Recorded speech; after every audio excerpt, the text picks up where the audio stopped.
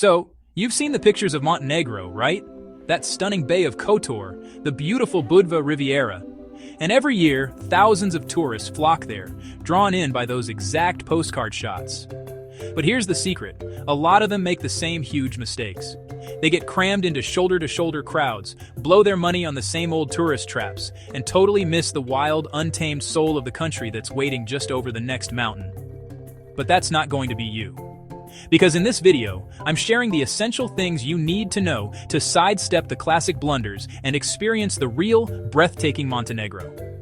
I learned all of this the hard way, so you don't have to. So before you even think about booking that flight, let's talk about the mistakes you absolutely have to avoid. Alright, the first and biggest mistake is thinking Montenegro is just its coastline. Don't get me wrong, the Adriatic coast is magnificent. Towns like Kotor and Budva look like they've been pulled straight out of a fairy tale. But if you only stick to that tiny strip of land, you're missing the whole point. Just a short drive inland, everything changes. The landscape explodes into a world of rugged mountains, glassy glacial lakes, and some of the last primeval forests in Europe.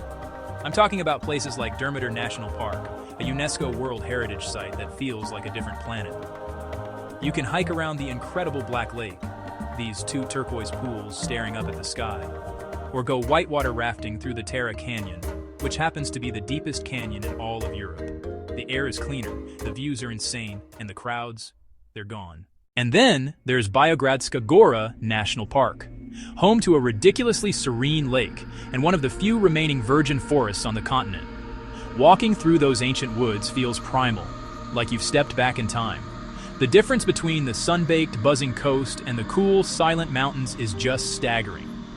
So please, enjoy the sea, but rent a car and get inland. That's where you'll find the untamed heart of Montenegro. Speaking of that rental car, the second mistake people make is underestimating what it's like to drive here. On a map, Montenegro looks tiny, but travel times can be seriously deceiving. The country is almost all mountains, which means the roads are narrow, winding, and often carved right into the side of a cliff, with nothing but a prayer for a guardrail. The famous Kotor Serpentine is the perfect example. It's a road with 25 hairpin turns that crawls up Mount Lovchen, giving you these mind-blowing views of the bay. It's an unforgettable drive, but it is not for the faint of heart. And the local drivers? Let's just say they know these roads like the back of their hand and have a habit of overtaking on blind corners. My advice? Rent the smallest car you can get away with. It'll make navigating the tight streets in old towns and squeezing past trucks on mountain passes way less stressful. And just take it slow. The locals have a word, polako, which means take it easy. You need to embrace that. Pull over, let the speedsters pass, and enjoy the ride. The roads here are part of the adventure. And a quick pro tip, you have to keep your dipped headlights on at all times, day and night. It's the law. Mistake number 3, visiting in July or August and hoping for a quiet, relaxing trip. Look, I'm just going to be straight with you.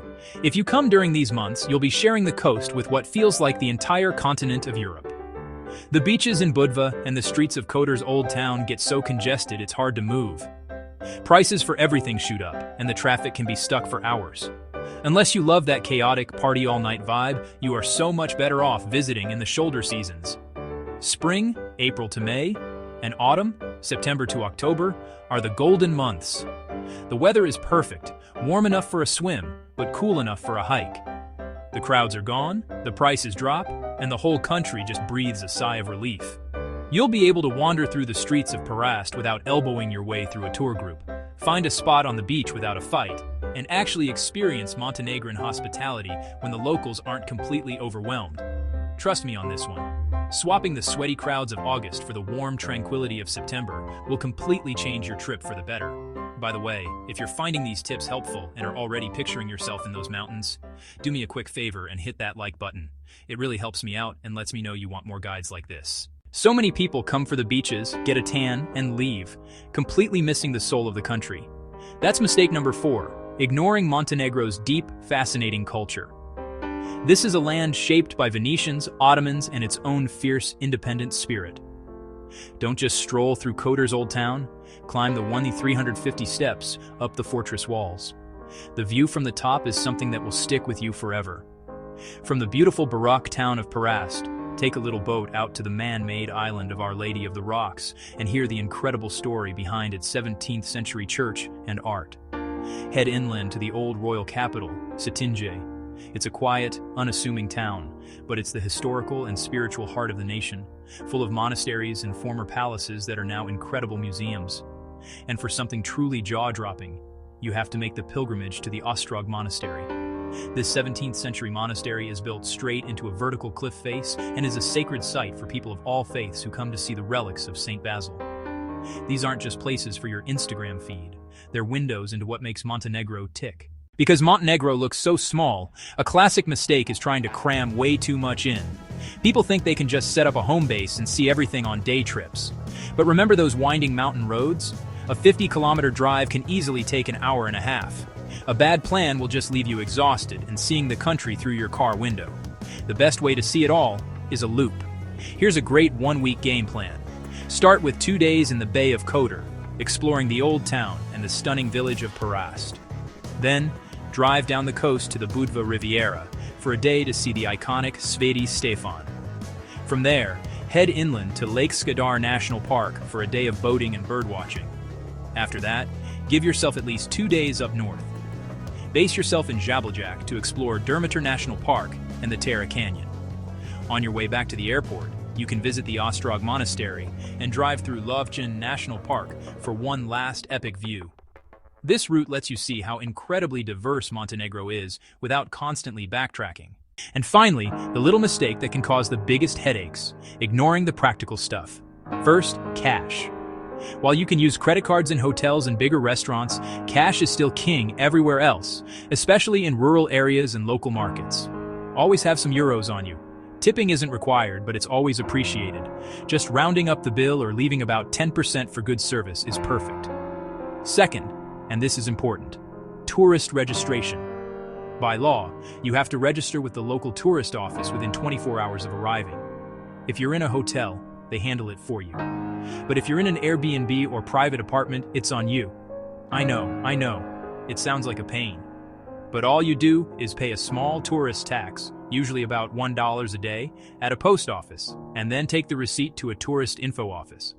It's a small chore that saves you from a big fine when you try to leave the country.